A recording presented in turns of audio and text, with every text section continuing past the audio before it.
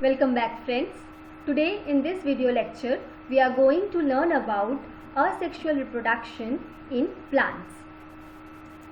Let's come to the topic. In plants, asexual reproduction occurs in two ways. First, by apomixis, and another way is by vegetative propagation. Now in apomixis, seeds are formed from without fusion of gametes. They are completely without fusion or without fertilization. But in case of vegetative propagation, new plants are grown from the vegetative part. What are the vegetative part of the parent plant? They are the roots, stem and leaves. Okay.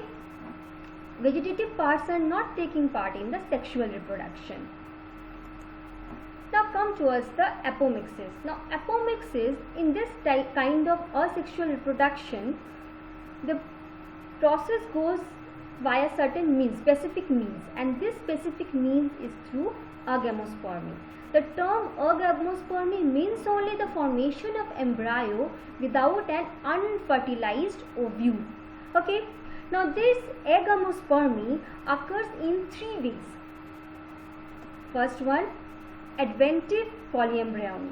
Now what happens in adventive polyembryony? Here an embryo develops directly from a diploid cell other than egg cell, that of nucellus or integument. Now if we take the example of citrus plant, in case of citrus plant, from an young ovule, the nucellus, this nucellus,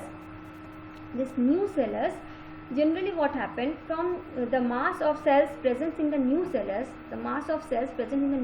from here only one of the cell will form the megaspore mother cell. But here what happened, here the embryo develops either from the nucellus or from the integuments. Okay.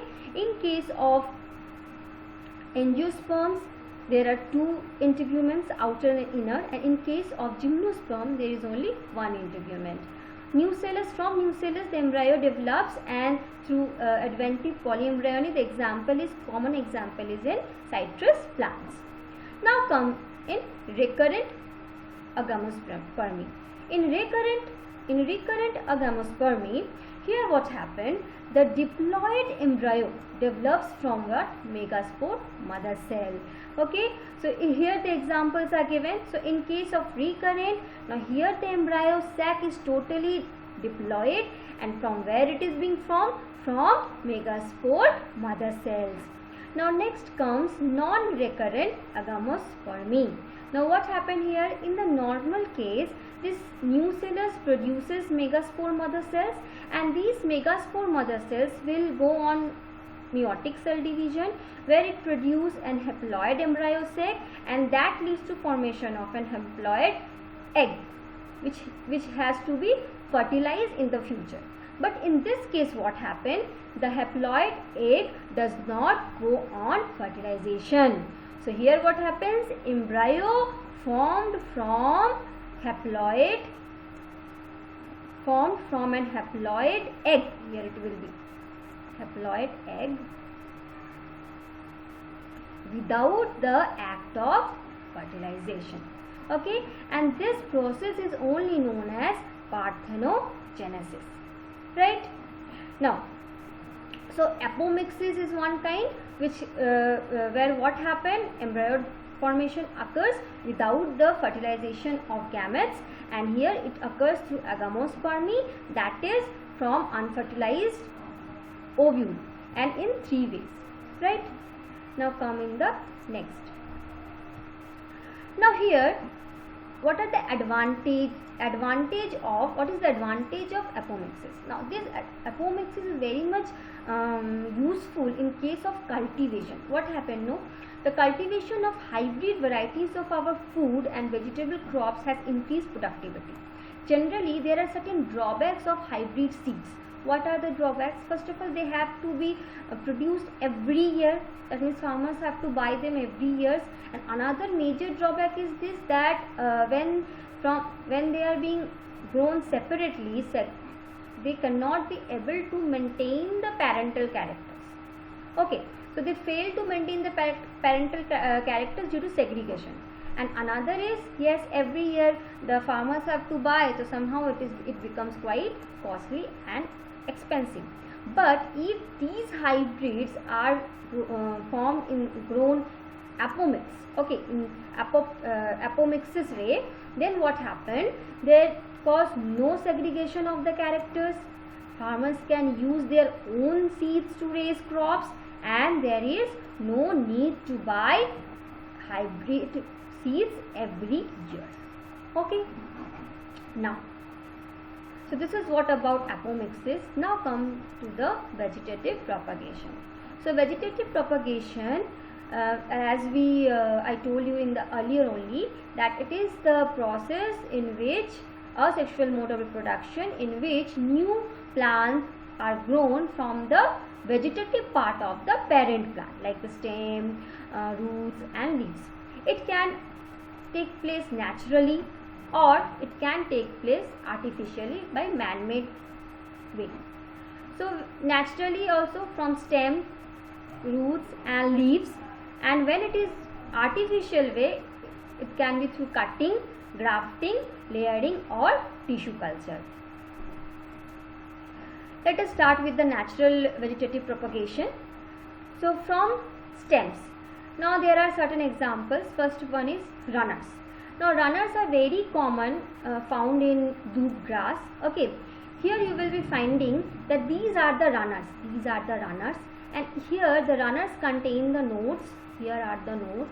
Okay, here are the nodes, and through these nodes, new, and you will find that these runners are growing this horizontally, and from where the new plants are growing. Next is the offset. Now offset, the common example of offset is water hyacinth, Eichhornia. Now see here what happens.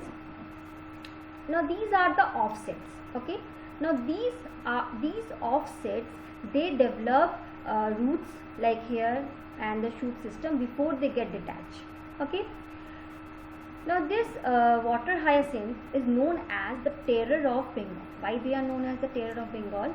Water hyacinth or Eichhornia, they are the exotic plants. They brought from outside and they look very pretty when they are grown on the water body. Okay.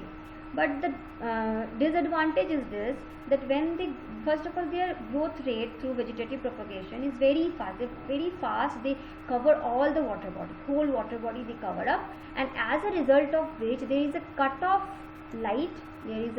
of light, and as at the same time scarcity of oxygen, and due to this only it causes death of fishes and aquatic organisms. That is the reason this is known as terror of Bengal. Our next example is tuber, which is very common. Common example is potato. Now if you will see here, you will find that there are certain nodes are present over here. Okay, these nodes are commonly known as eyes. Okay, eye of potato, and each eye is capable of germinating a new plant. Okay, so this is what tuber. Next come rhizome. The common example is ginger. You will find these are the nodes are found here. These are the new nodes, and from each nodes, what happened? New roots and new shoots can grow from each node. So this way, the vegetative propagation occurs in case of rhizome or in ginger. Now next is bulb. Now bulb, what happened? The common example is onion or garlic. You will be finding here that they are the stems that are enclosed with fleshy concentric layer leaves, and bulbs produce smaller buds, lateral buds, which appear between the layers of the parent bud. So here will be find that in the layers of the parent bud there will be some small buds will grow, and this will only lead to the formation of new plant. Next comes the corm. Now what is corm here? Corm are frequently used to propagate. Okay, first of all, it is a very underground stem. Okay, enlarged bulb like underground stem. Another is propagate a plant by digging them out of the ground, then cutting the corm into individual sections and replanting them. Now each section of the corm that has at least a single bud can usually generate a new corm. Like calocasia. Now here you will find in the calocasia, here see, here is one daughter corm, here is also one daughter corm growing. Okay, this way it grows from the underground stem. This is the underground stem, this is the old underground corm from where the new, these contains, these are the certain nodes over here, and here how the new corm are growing. Another example is sucker, very common example, chrysanthemum. Now what happened in chrysanthemum? Now chrysanthemum only you will be finding this way. These are the suckers, and how from the main, this along with the main shoot only, main plant only, laterally the other new plants will grow. Okay, it will emerge near the parent plant only, and these are the suckers over here. Next comes the stolones, the very common example in strawberry. Here you will find these are the stolones, and when they will come in contact with the soil, they will develop the roots, and ultimately the new plant will grow over here. Okay, so this is what about vegetative propagation, natural vegetative propagation taking place from stem.